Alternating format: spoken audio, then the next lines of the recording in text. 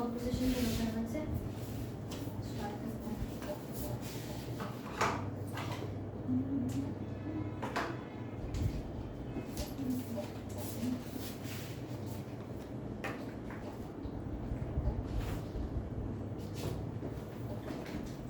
Composition लेके होता क्या है?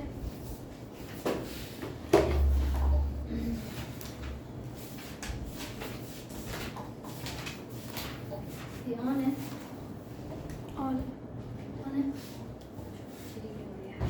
ये ना कंपोजिशन वहाँ पर तुम्हारे फर्स्ट पेज में लिख लो ना, person has income.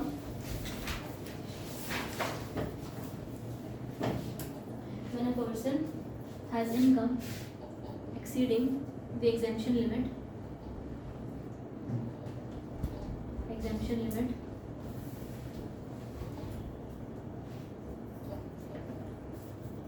when a person has income exceeding the exemption limit, he gets registered.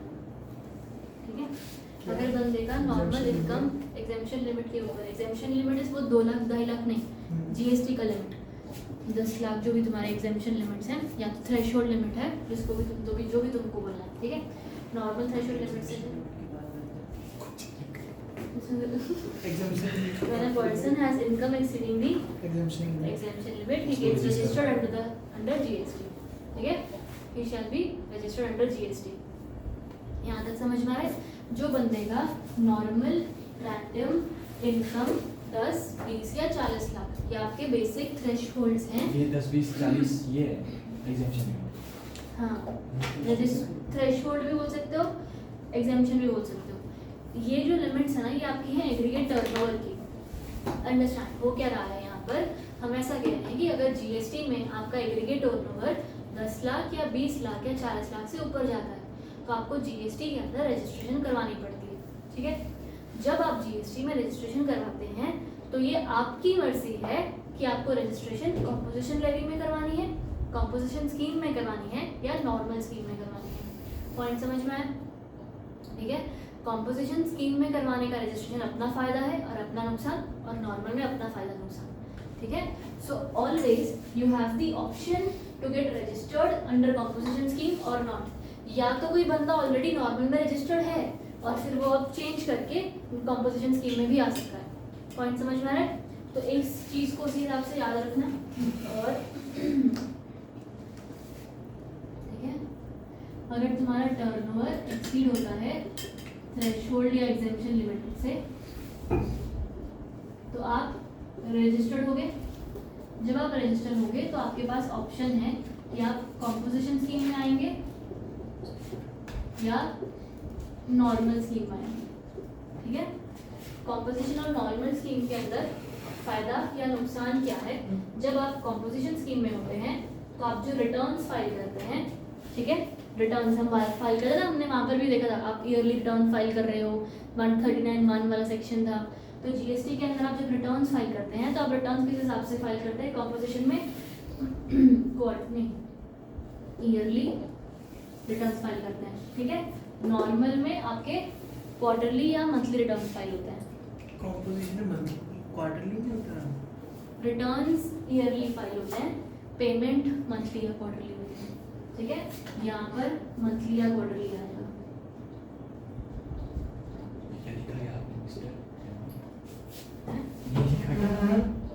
Turnover exceeding the threshold limit, नहीं ये नीचे मंथली के ऊपर नॉर्मल निर्मल मिस्टर लगा, ठीक है। इसके अलावा आप लिखेंगे प्लीज, पेमेंट जो होती है जीएसटी की वो आपकी क्वार्टरली होगी, और यहाँ पर पेमेंट अगेन मंथली या क्वार्टरली। उसके अलावा आईटीसी कंपोजिशन स्कीम में नॉट अवेलेबल, या तो NA लिख लो, यहाँ पर अवेल होता है। Next you have output GST के, तुम्हारा जो आउटपुट जीएसटी होता है उसका बर्डन कंपोजिशन स्कीम में कैन नॉट बी शिफ्टेड, यहाँ पर कैन बी, ठीक है। यहाँ तक समझ में आ रहा है? साथ ही साथ इसके रेट्स लिख लो, कंपोजिशन के रेट्स हैं तुम्हारे सिर्फ सिर्फ और सिर्फ यहाँ पर दो ही रेट्स हैं तुम्हारे, 0 नहीं 0 नहीं है, 1 या तो 5% और यहाँ पर है रेट्स तुम्हारे 0, 5, 12, 18 और 20। 0, 5, 12, 18 नहीं, 0, 5, 12, 24 और 20। फर्स्ट चैप्टर में हमने क्या पढ़ा? रेट्स थे ना? 10, 20, 40 मेरे को 0, 5, 12, अच्छा, 18, रेट 28 याद है क्या जीएसटी के रेट सबसे पहले वाले रेट। जिससे 6 भी है, 12 भी है, 28 भी है, 18 भी है, 5 भी है। इनकम टैक्स है। तो वही है ना जो वहाँ पर नहीं फर्स्ट चैप्टर में थे, 0, 5, 12, 18, 28 क्या था? तुमको याद है तो लिखो बड़ा से।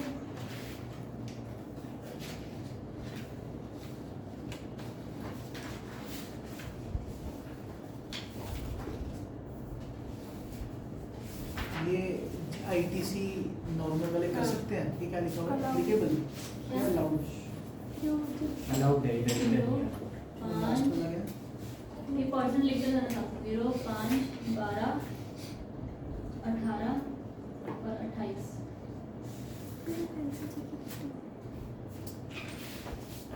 चेंज नहीं हुआ है। हाँ चेंज नहीं हुआ है। 28 नहीं, वो है। बताओ कहाँ पर हो तुम? Last Obviously. अच्छा, आउटपुट जीएसटी, आउटपुट जीएसटी का बर्डन तुम शिफ्ट कर सकते हो, कैन नॉट शिफ्ट और कैन बी शिफ्टेड। और लास्ट पॉइंट तुम्हारा रेट्स वाला, जल्दी लिखो फिर आगे बढ़ते हैं। लेकिन रेट्स 28 भी तो होता है। हाँ होता था शायद अब चेंज हो गया। नहीं, वो अभी है भी 14 वाला ना, हाँ। वो 14 ये 14 अच्छा, ये टोटल ये आधा है। पहले नॉर्मल रेट भी तो था। कुछ है यहाँ पर, बस अभी के इतना लिख लो जो किताब में लिखा हुआ है, बाकी प्रैक्टिकल सेंस और किताब का सेंस अलग अलग है इसका।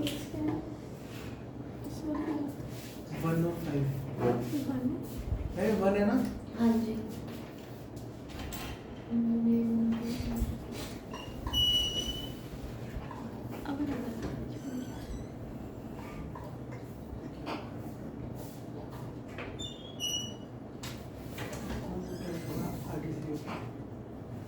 नॉट एप्लीकेबल कंपोजिशन में, और यहाँ पर अब एक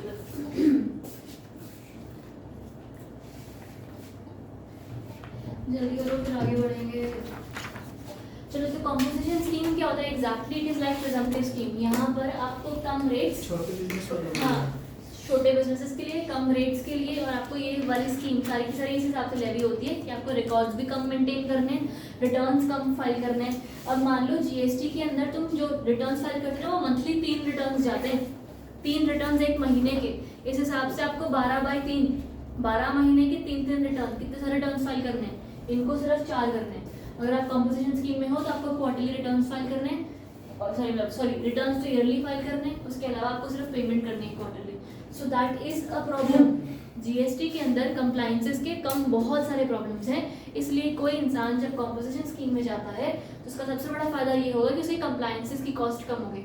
पर साथ ही साथ सबसे बड़ा फायदा के अलावा सबसे बड़ा नुकसान तुम्हारा ये हुआ कि if you are under composition scheme, पहली बात तो तुम्हें आईटीसी मिलेगा नहीं, सबसे बड़ा नुकसान तो ये हो गया। उसके अलावा उसके साथ एक उसके बड़ा नुकसान क्या हो गया कि जो भी तुम पर टैक्स लागू होगा वो सब तुम्हें भरना खुद ही है।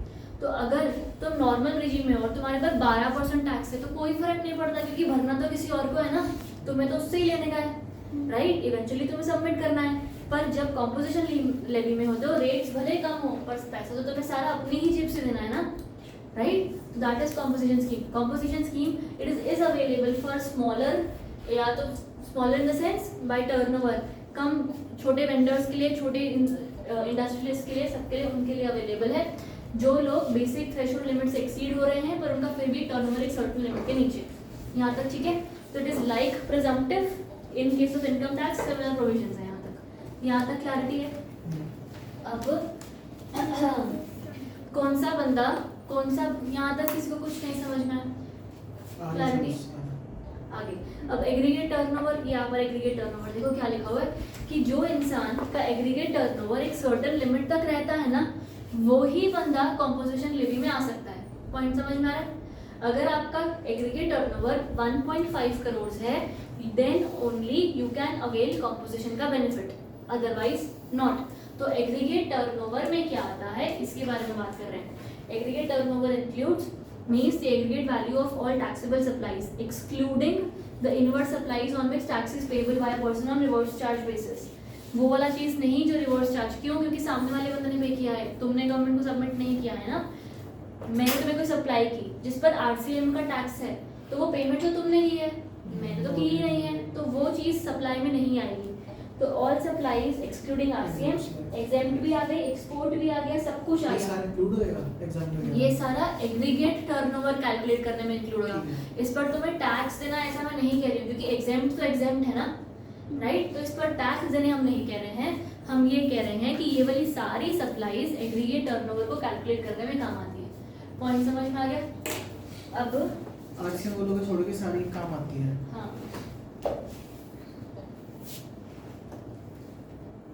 यहाँ पर प्लीज फटाफट लिखो अभी।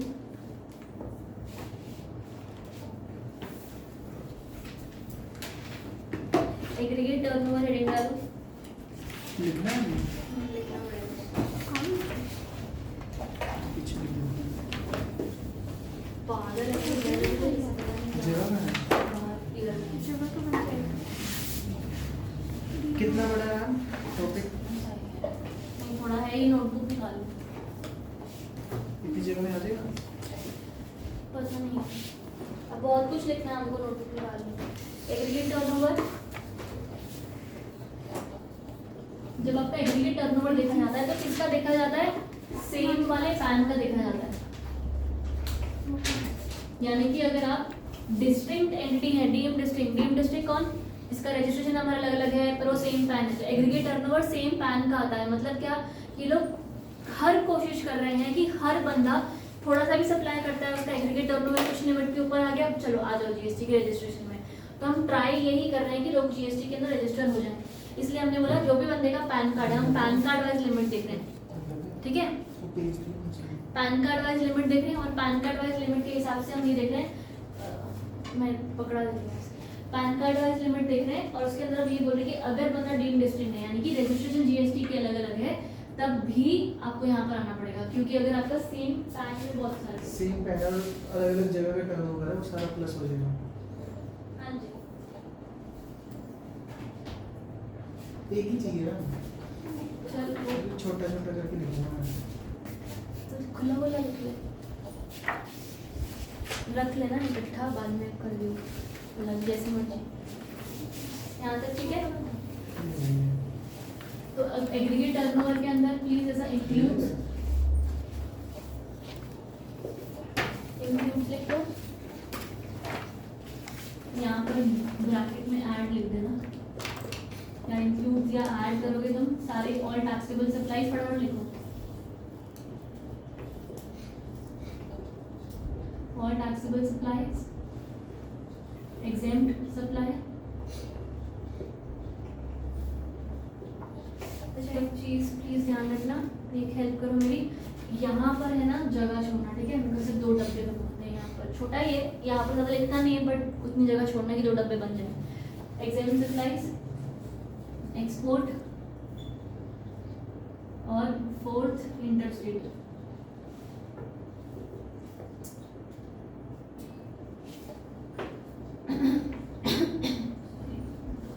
इंटरस्टेट क्या?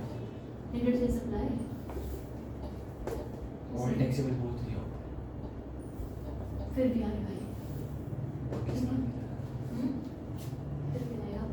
नेक्स्ट हमारा लेस में लिखो या तो एक्सक्लूड में लिखो। एक्सक्लूड में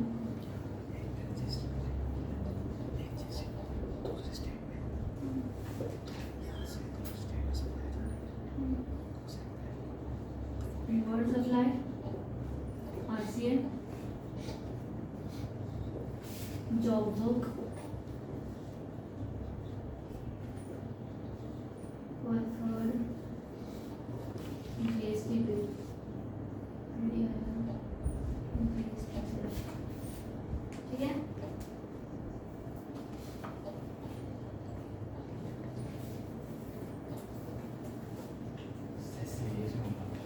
एग्जाम सप्लाई में ना यहाँ पर प्लीज बात पर करेक्शन कर लेना थी, नील रेटेड होली एग्जाम्ड है ना, होली एग्जाम्ड होता है ना हाँ जी। और नॉन टैक्सेबल।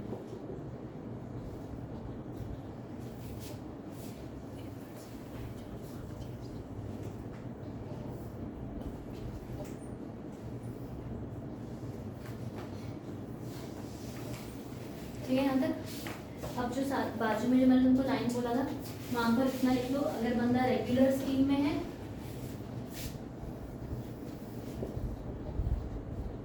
यानी कि नॉर्मल वाली कॉम्पोजिशन लेवी में नहीं है तो एग्रीगेट टर्नओवर आपका कैसे आएगा, एग्जैक्टली ये सब ऐड होगा जो भी चीज़ें हैं यहाँ पर, ये नॉर्मल में मतलब हाँ नॉर्मल में सब चीज़ें ऐड होगी। ठीक है, ये साथ ही साथ यहाँ पर ये जो चीज़ें हैं जो एक्सक्लूड करनी है वो एक्सक्लूड होगी। ठीक, पॉइंट समझ में आया? पर क्या लिखा हेडिंग? रेगुलर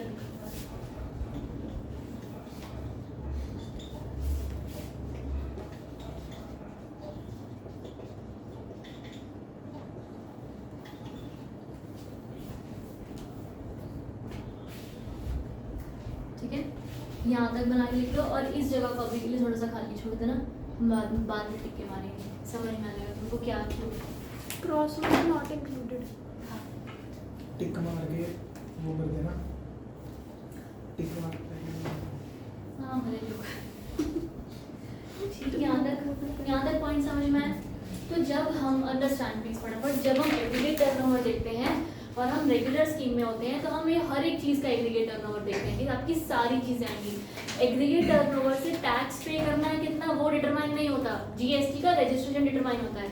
अगर आप जीएसटी के रजिस्ट्रेशन करवा रहे हो यानी कि यू आर अंडर रिजीम जो 10, 20 या 40 वाला है तो हमारा थ्रेशोल्ड लिमिट इसके ऊपर जाता है, which includes also the exempt one, तो उस पर टैक्स पे करने वाले हो नहीं करने वाले हो, एग्जेम्प्ट है ना वो, तो फिर भी नॉन टैक्सेबल में अल्कोहल आता है उस पर जीएसटी पे होने वाला है जिंदगी में कभी नहीं होने वाला, फिर भी हम एग्रीगेट टर्नओवर की वो चीज़ें देखते हैं। मतलब ये अंत्योदय है और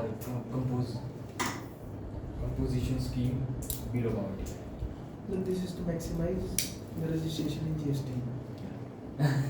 समझे? नहीं अरे मतलब कि पहले ये थ्रेशोल्ड लिमिट देखेंगे हम, और अगर हमने ये क्रॉस कर दी तो हम कंपोजिट स्कीम में आते हैं। नहीं, हम इससे सिर्फ टर्नओवर निकालते हैं कि तेरा टर्नओवर कितना है। हाँ, वो टर्नओवर अगर 10, 40 या 20 के ऊपर आ गया, अब तुम्हें रजिस्टर होना है। फिर हमने वो पिछला वाला चार्ट कि अगर आप लाइबल टू बी रजिस्टर हो, चलिए तो क्लियर है, हाँ, अगर आप लाइबल टू बी रजिस्टर्ड हो फिर हमको देखा जाएगा ना कि तुम्हारी मर्जी है तुम्हें किस में रजिस्टर होना है, बेसिक में होना है, रेगुलर में होना है कि कॉम्पोजिशन में होना है। कॉम्पोजिशन में होने के लिए तुम्हारा टर्नओवर 10, 40, 20 से ऊपर गया लेकिन 1.5 करोड़ से ऊपर नहीं गया तो कॉम्पोजिशन, हाँ ठीक है, तो कॉम्पोजिशन। पर अगर तुम्हारा 1.5 करोड़ से ऊपर गया तो जाके तुम्हारा रेगुलर होगा। ठीक है, तो कॉम्पोजिशन में होना या ना होना वो भी तुम्हारी मर्जी है। तुम्हारा 1.5 करोड़ से ऊपर नहीं गया पर तुम्हें रेगुलर रिजीम में रहना तो रहो, तुम्हारा 1.5 करोड़ से ऊपर नहीं गया, ठीक है, तो वहाँ पर भी तुम्हारी मर्जी होती है कि मतलब जैसे हम आगे पढ़ेंगे अभी कि तुम्हारा रिवर्स कह रहे हो, क्या कहते हैं इसको, कॉम्पोजिशन के अंदर अगर तुम इंटरस्टेट सप्लाई कर रहे हो ना तो तुम नहीं कर सकते हो। जैसे यहाँ पर जब इंटरस्टेट पढ़ेंगे तो यहाँ पर काटा मारेंगे, ठीक है।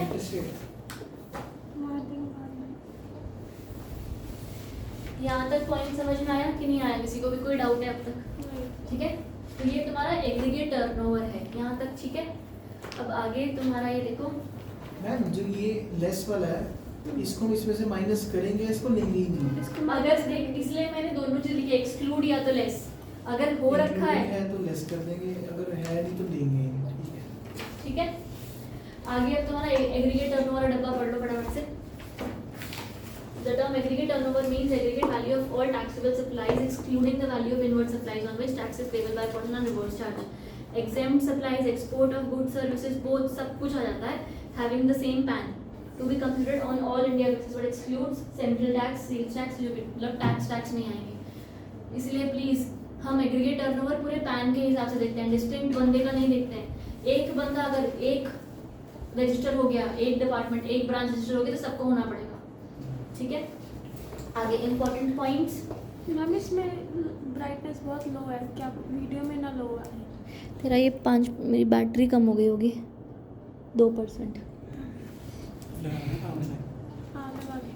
वो देना मेरे को डाटा केबल चार्ज वाली तार दो ये स्टॉप कर रही हूँ।